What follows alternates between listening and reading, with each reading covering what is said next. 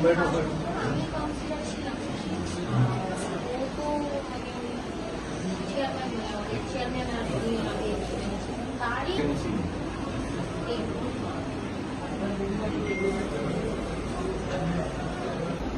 পরিবেশটাকে নষ্ট করে দিই, আমি সে কথা বলছি না, তাদের আইন অনুযায়ী করি, কিন্তু ছেলেটা লকআপে গেছে এটা ঘটনা রাজনীতি করার জন্য প্রাক্তন মুখ্যমন্ত্রী এখানে এসেছিলেন, আমার বাড়ির লোকরা, তার বিচার পাইয়ে দেবে সরকার এবং লোকাল প্রশাসন।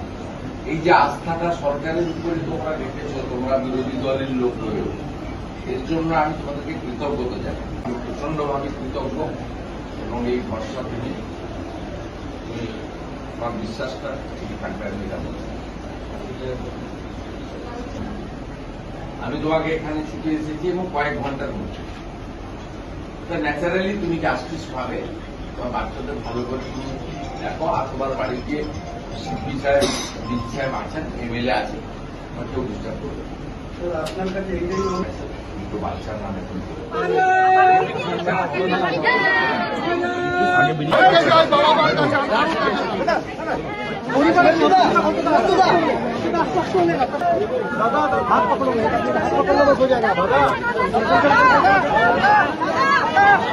বলে দিচ্ছে।